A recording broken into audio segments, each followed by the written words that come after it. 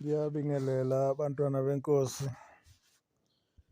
Simbonge uNkulunkulu umdali wezulu nomhlaba ngokusipha ithuba lokuthi size kushayele isikhathi inyama yethu isahlangane nomphefumulo.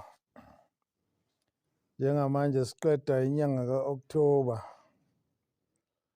okuyinyanga ngokobuNazaretha, okuyinyanga yomhlangano kaNkulunkulu. Njengoba uNkulunkulu wenza isifungo semhlangano emithathu enyakeni omunye, ukuthi njalo ngeminyaka kathathu ngonyaka, unyaka nonyaka, uNkulunkulu uyoba nomhlangano nabantu bakhe, lapho khona ezovuselela imithetho yakhe nezimiso zakhe. Namhlanje bafowethu nodadewethu, inhliziyo yami itheke sikhulume ngendaba yabagcotshwa noma ngendaba yokugcotshwa. Mangikhuluma-ke ngokugcotshwa ngokwenkolo, ngikhuluma ngabaholi bezenkolo abagcotshelwe ukuhola ngokwenkolo. Yebo, abangewamakholwa kukhona ugcobo abalugcotshelwayo, mhlawumbe umuntu ugcotshelwa ukuba yinduna, ugcotshelwa ukuba yinkosi, njalo njalo. Kodwa kulokhu bengifisa ukukhuluma ngamakholwa, ngabantu abagcotshiwe, begcotshelwe ukuhola abantu ekukholweni.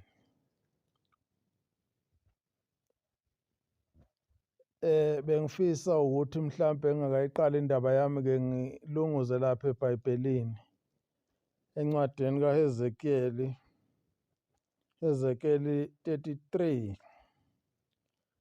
Ke siqale lapha kuvesi 7. Yebo, incwadi leya isikhathi esiningi nje yale ka-33 ikhuluma ngabalindi. Abalindi-ke kushiwo abantu abagcotshiwe. Kodwa ngoba inde ngicela ukuyiqala lapha kuvesi 7. Kodwa noma wena uma uyifunda ungayiqala kuvesi 1. Kodwa-ke ngoba isikhathi kasikho kangako ngizoyiqala kuvesi 7 mina. Le ncwadi ithi, wena-ke ndodana yomuntu, ngikubeka umlindi kuyo indlu yakwa-Israyeli. Yizwa izwi lomlomo wami, ubaxwayise kuvela kimi. Lapho ngithi komubi, umuntu omubi uyakufa nokufa, bese ungakhulumi ukuba uxwayise omubi ashiye indlela yakhe.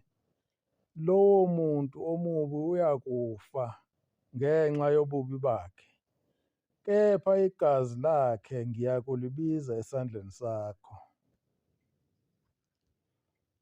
Kepha uma umxwayisa omubi ukuba ashiye indlela yakhe abuye kuyo, angabuyi kodwa endleleni yakhe, uyakufa ngenxa yobubi bakhe, kepha wena uzikhululile. Ngicela ukuyiphinda uvesi 7 kuya uvesi 9. Wena-ke ndodana yomuntu, ngikubeke umlindi kuyo indlu ka-Israyeli. Yizwa izwi lomlomo wami, ubaxwayise kuvela kimi. Lapho ngithi komubi, muntu omubi uyawukufa nokufa, bese ungakhulumi ukuba uxwayise omubi ashiye indlela yakhe. Lowo muntu omubi uyakufa ngenxa yobubi bakhe, kepha igazi lakhe ngiyakulibiza esandleni sakho. Kepha uma uxwayisa omubi ukuba ashiye indlela yakhe, abuye kuyo, angabuyi kodwa endleleni yakhe, uyakufa ngenxa yobubi bakhe, kepha wena uzikhululile.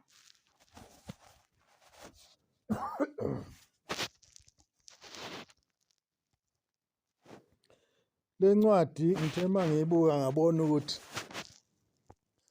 ikhuluma ngayo indaba yabantu abagcotshiweyo le. Ikhuluma ngabagcotshwa. Ngithe umuntu owumgcotshwa umuntu obekwa ukuhola abantu bakaNkulunkulu. Ngamafuphi umgcotshwa ungena endaweni kaNkulunkulu lakho okufanele kufundiswe uNkulunkulu. uNkulunkulu ukutshela umgcotshwa, umgcotshwa afundise abantu ukuthi uNkulunkulu ufunani noma uNkulunkulu ukhonzwa kanjani. Mhlambe ke ngithi ngilinganise ngasebandleni lami ubuNazaretha ukuthi umuntu ogcotshiwe ubani nonjani. EbuNazarethini sinabagcotshwa abayizinhlaka ezahlukene, abangama-levels ahlukene. Ngizoqala nje phansi laphana, kuba khona umgcotshwa mhlampe owumphathi wamakhosazana, osho ukuthi ngamafuphi umlindi wamakhosazana. Amakhosazana-ke abesifazane abasebancane abangakagani futhi abangenabantwana, kuye kuthiwa amakhosazana noma amantombazane. Bese kuba khona umkhokheli wamakhosikazi, osho ukuthi ngamafuphi umlindi wamakhosikazi. Lo kulindele ukuthi afundise amakhosikazi aganileyo indlela yobudlelwano phakathi kwankosikazi oganileyo noNkulunkulu nomndeni wakhe. Leyo nto ilindele ukuthi ifundiswe abakhokheli. Bese kuba khona abaphathi benhlalisuthi. Inhlalisuthi-ke ebuNazaretheni isho abantu besilisa. Kuba khona umgcotshwa okuthiwa ungumphathi wenhlalisuthi noma uwumphathi wabesilisa. Lowo muntu lowo umgcotshwa ugcotshelwe ukufundisa abesilisa ngobudlelwano phakathi komuntu wesilisa noNkulunkulu. Bese kuba khona umshumayeli. Umshumayeli kuba umphathi wethempeli noma umlindi wethempeli. Wonke amakholwa akhona esempeleni kusukela kumakhosazana kuza kumakhosikazi kuza kwabesilisa. Yonke leyo mkhakha igadwe umshumayeli, umlindi wayo umshumayeli. Bese kuba khona umvangeli. Umvangeli uba umgcotshwa obhekela amathempeli esiyingeni esithile. Uba nendawo ethile ebhekele ukuthi ayibhekele amathempeli onke, owukuthi uma ngabe kunenkinga ethempelini elithile kufanele aye khona kuhlangane nomshumayeli nabo bonke abagcotshwa bakhona balungise leyo nkinga esuke ikhona uma ngabe sidinga izinga lomvangeli. Bese kuba khona umfundisi. Umfundisi naye uphatha amasekethe athile, abe nabavangeli abathile abangaphansi kwakhe. Futhi kulezi iyingi ey'phethwe abavangeli, umfundisi uba seba neyingi zabavangeli ey'ningana kuya nendawo le ayiphethe. Owukuthi yonke leyo ndawo elapho ngaphansi kwesinge somfundisi irephotha kuyena, uyena omela uNkulunkulu kuleyo ndawo ayiphethe, kuleyo sekhethi yakhe. Bese kuza kumholi webandla lamaNazaretha, naye ungumlindi njengabo bonke laba kusukela kwey'gaba ey'ncane kuze kuyofika phezulu. kuze kufika kumholi webandla lonke lamaNazaretha lonke jikelele. Naye ungumlindi wabantu bakaNkulunkulu. Kulindele ukuthi afundise indlela yokukhonza uNkulunkulu ngendlela uNkulunkulu ayethanda ngayo.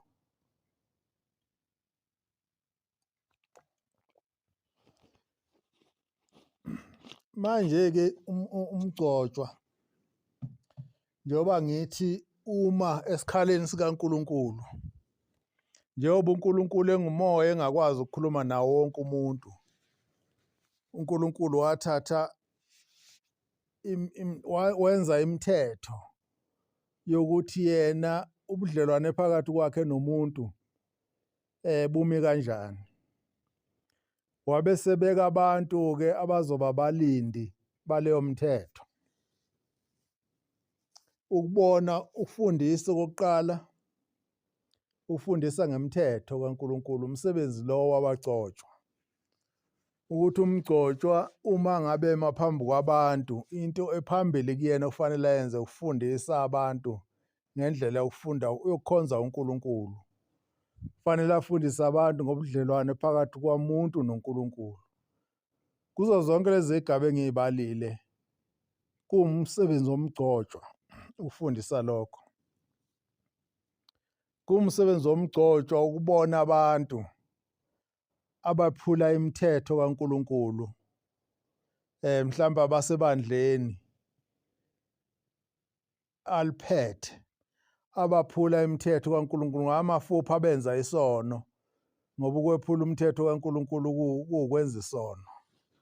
Kuwumsebenzi womgcotshwa lowo kulelo zinga lakhe, kuleso sigaba sakhe, ukuthi akhuze labo abephula imithetho kaNkulunkulu, abakhumbuze ukuthi uNkulunkulu ufuna ukukhonzwa kanjani. Umsebenzi womgcotshwa lo. Umgcotshwa yingakho ngisho esemi ngisho umuntu ehambile emhlabeni, kuye kufuneka umgcotshwa wakhe, ukuthi lowo mgcotshwa wakhe ezokwenza inkonzo yokumphelezela, ngoba ufuneka afakaze ngaye phambi kwabantu naphambi kwaNkulunkulu ukuthi lo muntu ohambile benobudlelwane obunjani phakathi, bebunjani ubudlelwane bakhe noNkulunkulu. Phela sizokhumbula ukuthi incwadi ithi okuboshiwe emhlabeni nasezulwini kuboshiwe, nokukhululiwe emhlabeni nasezulwini kukhululiwe. So okuwukuthi uma ngabe umuntu nikhuluma ngaye ngemisebenzi ayenzile, noma ngendlela ebehamba ngayo phambi kwenu, ngendaba yokukhonza uNkulunkulu, niyamkhulula ukuze nasezulwini afike akhululeke. Manje-ke njengoba ngithi ade ngifunda le ncwadi ekade ngiyifunda, ithi le ncwadi, wena ndodana yomuntu ngizokubeka ube umlindi. Shuthi ngamafuphi uzoba umholi, noma ngabe uzoba umphathi wamakhosazane, noma uzoba umkhokheli, noma uzoba umshumayeli, noma uzoba umphathi wenhlalasuthi, noma uzoba umfundisi, noma uzoba umvangeli, noma uzoba umholi webandla. Ithi ngiyakubeka wena ukuthi ube umlindi phakathi kwalaba bantu. Uthi-ke incwadi, wena mlindi uzozwa izwi lomlomo wami, futhi lokho engikushoyo mina Nkulunkulu, ebese uxwayisa laba bantu obaholayo ngalokho engikushiloyo. Shuthi njengoba nje kunencwadi yeBhayibheli, kunencwadi yemithetho kaNkulunkulu, ithi le ncwadi uzothatha-ke wena muntu ongumlindi, le mithetho kaNkulunkulu, noma le miyalo kaNkulunkulu, noma lezi mfuno kaNkulunkulu, noma le ndlela yokukhonza uNkulunkulu, ubusuyitshela laba bantu, baxwayise ngayo ukuthi mina Nkulunkulu ngifunani. Wena mlindi ufanele uNkulunkulu aze ukuzenzela yena lokho, kodwa ugcoba wena, uyakugcoba, uba umgcotshwa. ukuthi khuluma nalaba bantu, ubafundise ukukhuluma kwami noma ubafundise intando yami njengalokhu ukubonile wena, njengoba ukuzwile wena mina. Ithi incwadi uthi uNkulunkulu lapho ngithi komubi, umuntu omubi uyakufa nokufa. Ngamafuphi ithi incwadi uma ngabe wena mlindi ngithi kumuntu owephula umthetho kaNkulunkulu noma owephula umyalo wami njengoNkulunkulu, uzokufa nokufa uma wephula lo mthetho. Siyazi kunemithetho la ethi uma uyephulile uzokufa. Ithi le ncwadi wena-ke ongumgcotshwa kufanele utshele laba bantu ukuthi umuntu owenza lesi sono uyafa. Ithi-ke incwadi uma ngabe wena umtshela lo muntu ukuthi njengoba uphula umthetho noma utshela abantu, ufundisa abantu ukuthi njengoba mane ephula umthetho kaNkulunkulu nizofa. Uthi-ke wena ungasamxwayisi lo muntu, ungasamtsheli lo muntu, ungasamfundisi lo muntu, ungasamkhokheli lo muntu ukuthi uma wenza nje uyakufa nokufa. Uthi-ke uma ngabe uNkulunkulu wena muntu, wena mgcotshwa, ungabatsheli laba bantu lento engiyishoyo mina uNkulunkulu ukuthi uma wenza lesi sono uzokufa. Uthi yebo lowo muntu uzofa, kodwa igazi lakhe lowo muntu ngeke libuzwe kuye lowo muntu ofileyo, kodwa lizobuzwa kuwena mgcotshwa ongazange umtshele indlela yokukhonza uNkulunkulu. Angazi noma abantu bangizwa yini. Ithi incwadi uma ngabe uNkulunkulu efundisa, ikakhulukazi wena mgcotshwa, ukuthi tshela abantu ukuthi umuntu owenza okubi noma owenza isono uyafa esonweni sakhe. Uma wena muntu ungasukuma umtshele lowo muntu ukuthi isono siyabulala. Uma wena muntu wena mgcotshwa ungasukumi ebandleni oliphethe ufundise abantu ngendlela yokukhonza uNkulunkulu, ungabafundisi bese beyafa labo bantu befe benza leso sono, uthi uNkulunkulu leso sono sakhe angizukusibeka kuyena lowo muntu. Isijeziso sesono sakhe akuzukuba esakhe, kuzobe esakho wena ongamfundisanga. Esho ukuthi uma ngabe umgcotshwa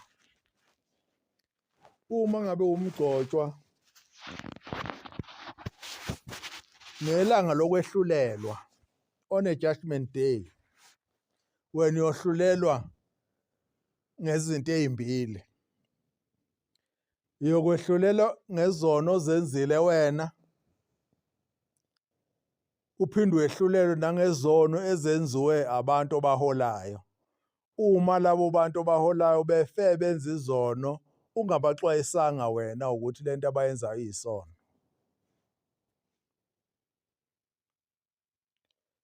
Angazi ukuthi abantu abagcotshiwe bayakwazi lokhu ukukhuluma.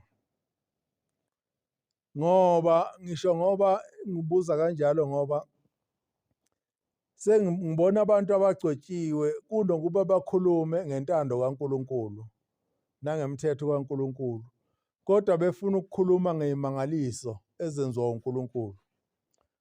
uNkulunkulu needs no advertisement, akadinge uku-advertise uNkulunkulu, ngoba uNkulunkulu ukhona.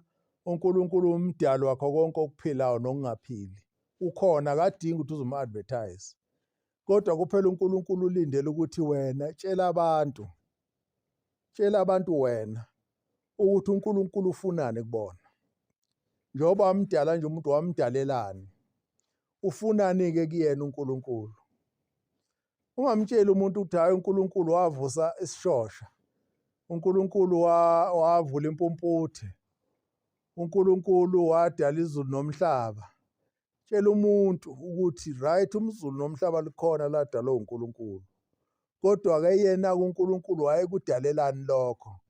njoba waze wathi umuntu akahlala emhlabeni awubuze azala ugcwalise umhlaba ebese khonzwa izo zonke izinto ezikhona phansi komhlaba, wayekwenzelani lokho?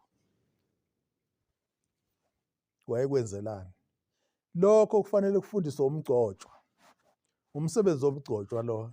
Uma abantu abaphethe wena mgcotshwa befa befe besezonweni, uthi uNkulunkulu izono zabo kuzobe zakho. Okuwukuthi wena uzohlulelwa kabili, uzohlulelwa ngezono zakho, uhlulelwe ngezono zabantu abaphethe. Ngoba awubafundisanga indlela kaNkulunkulu, awubabuyisanga ebubini babo. Awuzange babuyise ebubini babo. Ithi uverse 9,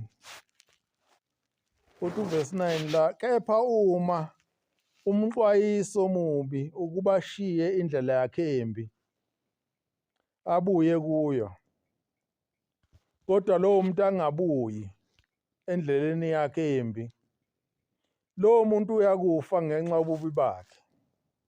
Kepha wena mgcotshwa uzikhululile kuleso sono sakhe ngoba umtshelile. Ithi incwadi, wena osukuma ethempelini, wena osukuma enkonzweni yabasha yamakhosazana, wena osukuma enkonzweni yabesilisa, ku-23, ubafundise indlela yokuziphatha nasendleleni yokukhonza uNkulunkulu, ubafundise ngayo. Bese bengakwenzi, uma befa labo bantu, icala labo ngeke libe kuwe wena mgcotshwa, ngoba ubatshelile, ubafundisile, uzikhululile wena kuleso sono. Kodwa uthi uma ungabatshelanga, ungabafundisanga ngaleyo ndlela, isono sabo siyakwehlela kuwe wena mgcotshwa wabo. Uyuzwe abantu bethi bebabaza indlela abantu esebeyiphethe ngayo ekukholweni. Ngaba amaNazaretha, ngaba yizo zonke izinkolo, kodwa ngikhuluma ngamaNazaretha ngoba nami ngingumNazaretha.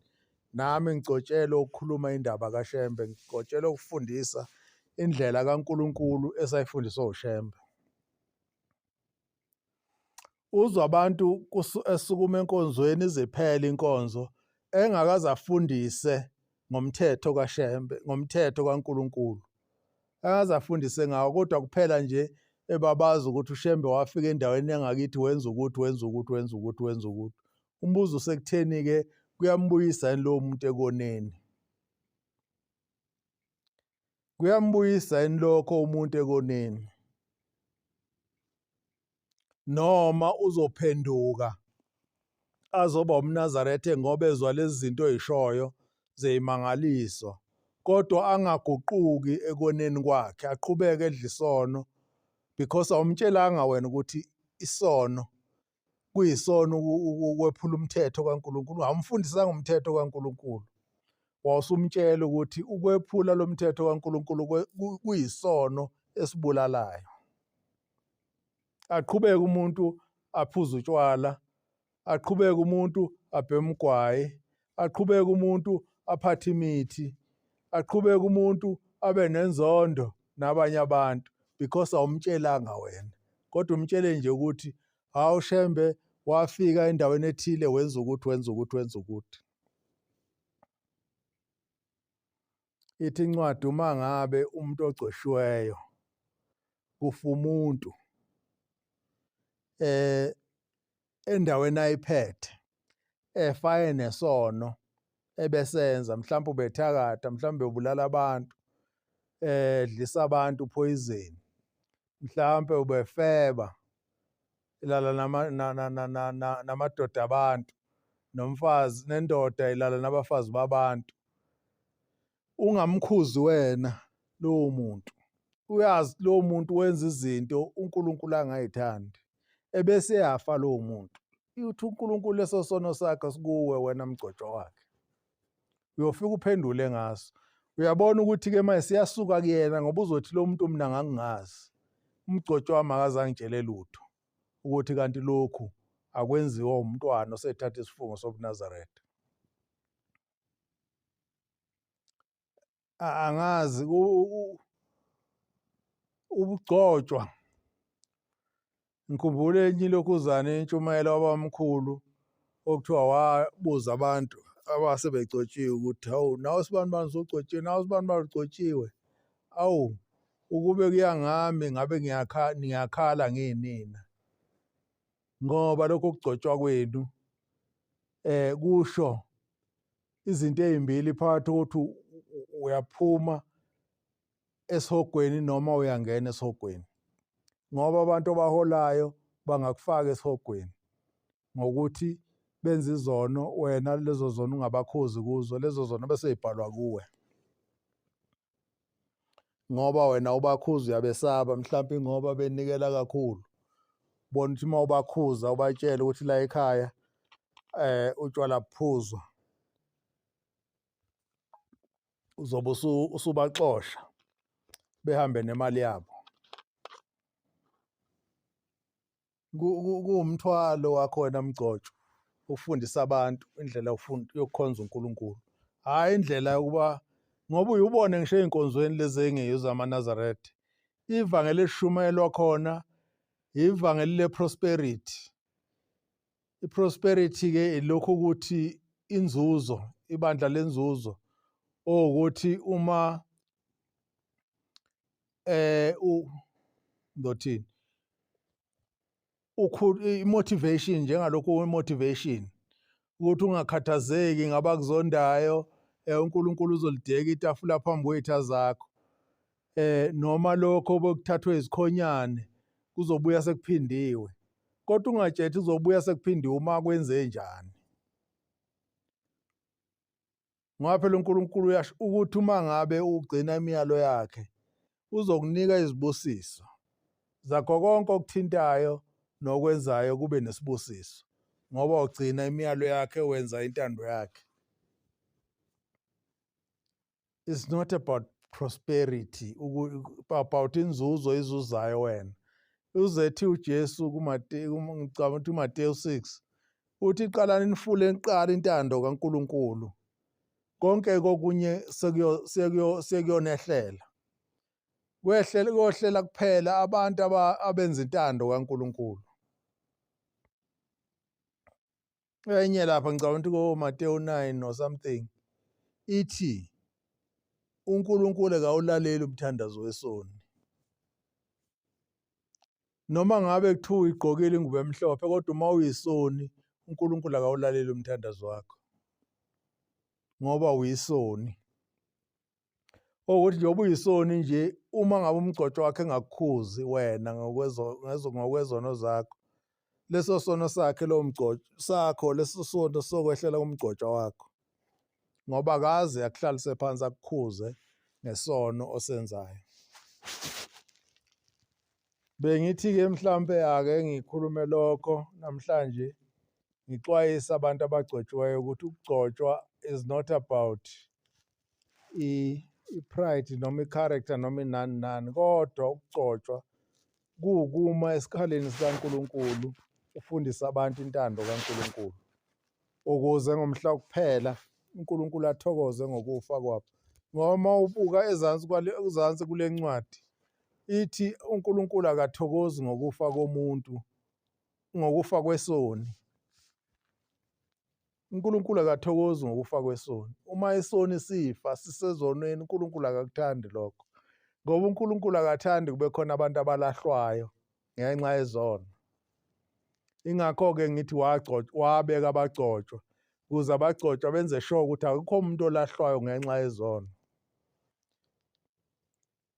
So uNkulunkulu uthokoza ngokuphenduka komuntu oyisoni agcine intando kaNkulunkulu. Ingakho ethi ngisho umuntu engaphenduka ensukwini zakhe zokufa uyazesula zonke izono zakhe lowo muntu, ngoba ushintshile ekoneni wangena ekulungeni. Bengithi mhlampe-ke bantwana beNkosi ake sibonisane kulokho ukuze uNkulunkulu athokoze ngathi. Inkosi inibusise.